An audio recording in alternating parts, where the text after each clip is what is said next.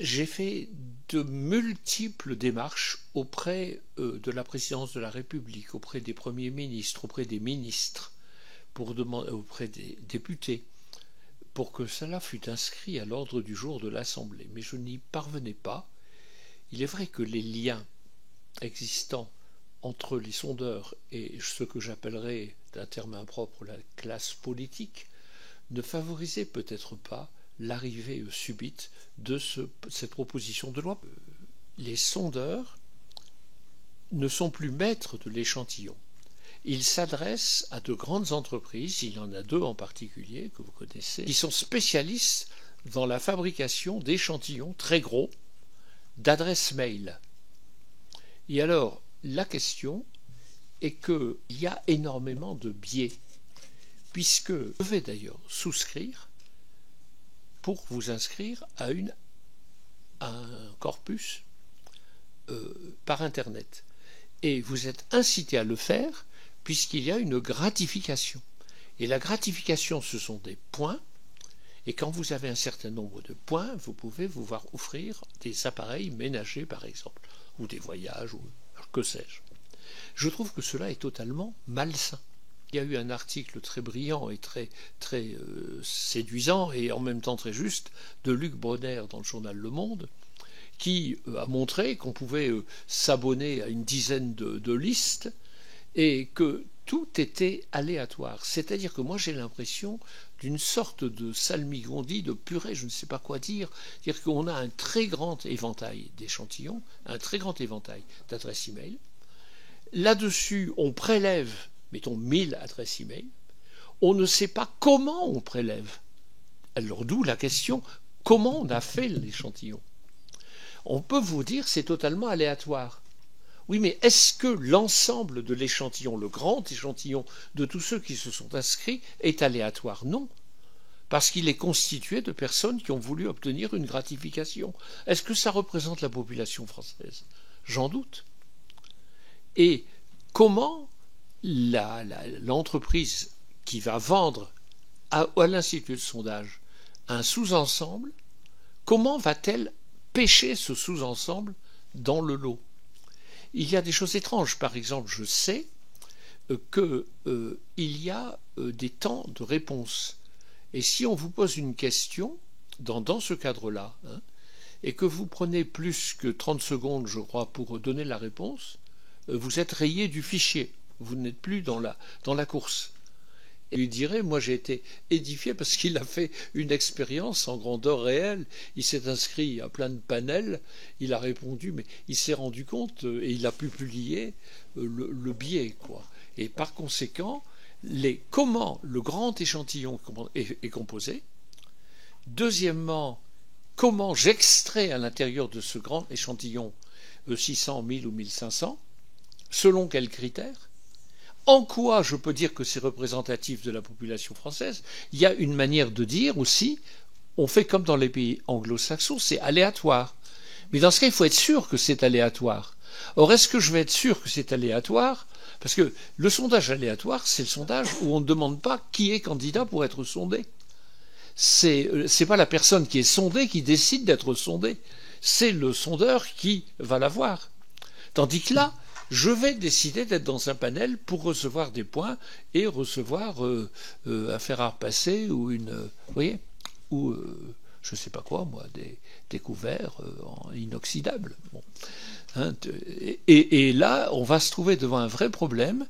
Si on allait jusqu'au bout, moi je pense que ce serait très moral, mais les instituts nous diraient, mais seulement si tous les instituts sont chargés de revenir à une méthode plus fiable qui est la méthode des quotas, mais l'articulation de la méthode des quotas et de la pratique de l'Internet est problématique. Des propriétaires, des riches propriétaires et notamment des milliardaires qui sont à la fois possesseurs de journaux, d'instituts de sondage et de chaînes de télévision, le journal étant en capacité de commander un sondage à l'institut détenu par la même personne, sondage qui peut ensuite être commenté assez longuement sur cette chaîne de télévision et cette chaîne de radio, et je pense notamment au groupe Bolloré quand je pose cette question. Est-ce que vous estimez qu'il y a là comment dire, une forme, il peut y avoir en tout cas une forme de manipulation de l'information par ces dispositifs où on a à la fois quelqu'un qui est à la fois commanditaire, fournisseur du sondage et commentateur de ce sondage potentiellement. Le risque de conflit d'intérêts, il est patent. D'ailleurs, tout le système médiatique français repose sur des entités. Je ne vais pas vous apprendre que des chefs d'entreprise puissants possèdent des médias. Hein, vous le savez. Et peut-être qu'on peut imaginer de dire si je possède un média, je ne peux pas posséder un institut de sondage. Je ne sais pas si ce serait constitutionnel. Où il y a un problème, c'est si les résultats du sondage correspondent parfaitement aux attentes et à l'idéologie du possesseur d'un certain nombre de médias qui diffusent le sondage. Là, c'est quand même étrange. Hein, quand même étrange. Comme je connais une revue, parce que c'est un domaine dont je me suis occupé ici au gouvernement et puis au Sénat, qui était le domaine du droit funéraire.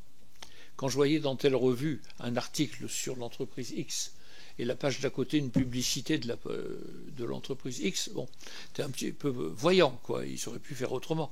Mais l'indépendance, il est nécessaire qu'il y ait une grande indépendance des instituts de sondage, en fait. Et il est nécessaire qu'il y ait une indépendance des médias. Alors comment?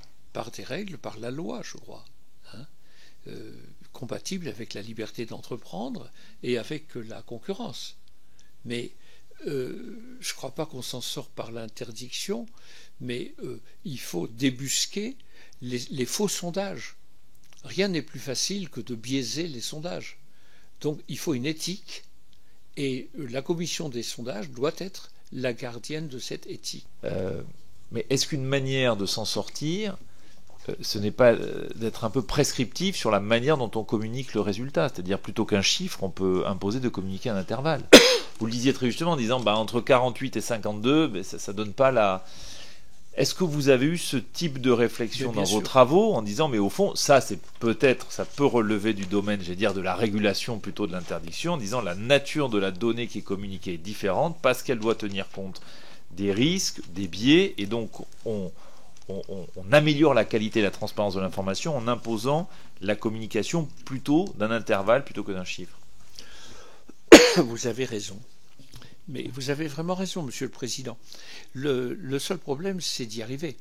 Parce que la loi prévoit que les marges d'erreur sont publiées. Bien.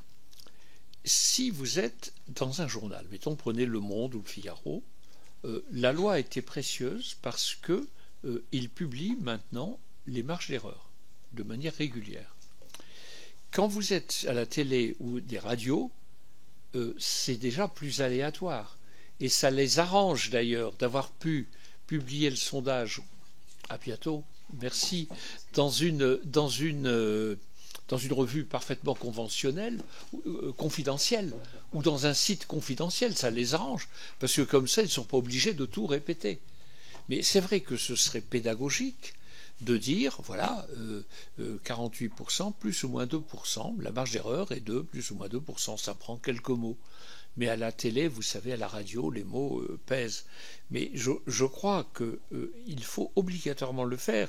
Alors maintenant, si vous êtes, je sais pas, si vous imaginez le Parisien, par exemple, sortir à la deuxième tour de l'élection présidentielle, Monsieur X ou Madame Y entre 49 et 51 et l'autre entre 51,5 et 49,2. C'est très difficile pour un titre. Mais cela dit, Monsieur le Président, vous prêchez pour la vertu. Et vous avez raison. Hein, vous avez raison. C'est-à-dire que maintenant, la question se pose. Et si la commission des sondages était un gendarme plus rigoureux, je crois, qu'elle pourrait vraiment obtenir des résultats. Il y a aussi d'autres questions dont je n'ai pas parlé. C'est la question du second tour. Par exemple, il n'est pas... la loi interdit que l'on puisse faire des sondages sur le second tour avant le premier tour. Parce qu'il n'y a aucune pertinence. puisque vous ne savez pas qui est-ce qui sera là au second tour. Donc forcément, par définition, c'est biaisé.